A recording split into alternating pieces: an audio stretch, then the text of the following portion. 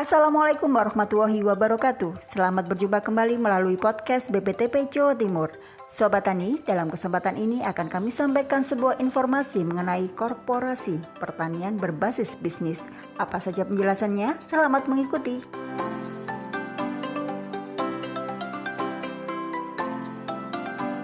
Sobat Tani, Kementerian Pertanian atau Kementan berupaya keras untuk membangun kelembagaan ekonomi yang kuat untuk petani.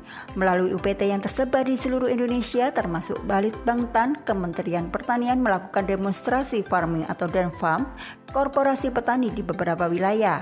Korporasi petani merupakan salah satu upaya untuk menyelesaikan permasalahan pertanian di Indonesia, terutama untuk usaha tani padi, di mana petani rata-rata hanya memiliki lahan sempit sekitar 0,25 hektar.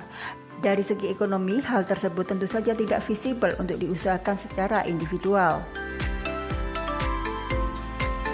Yang dimaksud dengan korporasi petani sesuai dengan Peraturan Menteri Pertanian Republik Indonesia Nomor 18/Permentan/RC.040/2018 adalah kelembagaan ekonomi petani berbadan hukum berbentuk koperasi atau badan hukum lain dengan sebagian besar kepemilikan modal dimiliki oleh petani.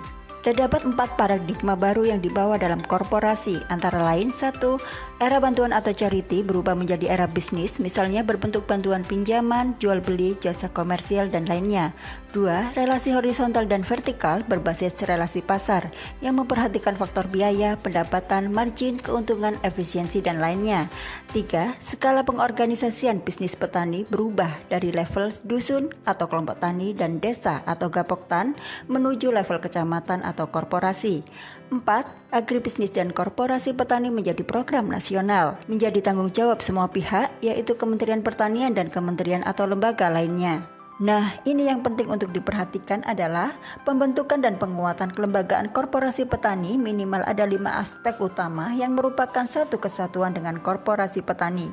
5 aspek utama tersebut adalah lembaga ekonomi pertani yang berbadan hukum, fasilitas infrastruktur publik, sarana pertanian modern, konektivitas dengan mitra modern, serta permodalan dan asuransi. Sebagai ilustrasi, di suatu wilayah ada kelompok tani, hamparan lahan sawah atau tegalan, UPJA atau unit pengelola jasa alsin dan tenaga kerja. Nah, agar efisien membentuk unit bisnis pemasaran hasil disebut koperasi produsen, kemudian untuk konsumen akhir bekerja sama dengan unit pengolahan dan pemasaran, bisa disebut koperasi sekunder. Di samping itu, untuk menuju konsumen akhir banyak yang harus dilibatkan, antara lain asuransi pembiayaan, balitbangtan dan penyuluhan sebagai pembina dan pendamping petani di lapang, serta sertifikasi dan regulasi untuk melindungi konsumen. Pendampingan yang dilakukan oleh Balitbangtan antara lain pada percontohan lapang, narasumber inovasi teknologi, fintech, pelatihan, training of trainer, media diseminasi, sosialisasi dan advokasi, serta monitoring dan evaluasi baik di sektor tanaman pangan, hortikultura, perkebunan, dan peternakan. BPTP Jawa Timur pada tahun 2018 telah mendampingi kawasan kedelai di Kabupaten Jombang, jeruk di Kabupaten Banyuwangi, bawang merah di Kabupaten Malang, dan itik di Kabupaten Mojokerto, dan dilanjutkan pada tahun 2019. Sedangkan pada tahun 2020 ada tambahan komoditas jagung di Kabupaten Tuban dan tanaman pangan di Kabupaten Bangkalan, namun masih dalam tahap inisiasi. Ada 3 indikator untuk mengukur keberhasilan pendampingan korporasi petani, yaitu dari aspek teknis, kelembagaan, dan manajerial, serta aspek pengembangan dan keberlanjutan bisnis. Hal ini untuk mewujudkan hasil akhir, yaitu meningkatnya produktivitas dan pendapatan usaha tani. Demikian Sobat Tani, uraian mengenai pendampingan korporasi petani. Semoga menginspirasi kita semua. Sampai jumpa kembali pada kesempatan yang akan datang dengan informasi menarik lainnya. Anak negeri tak pernah habis dalam berkarya.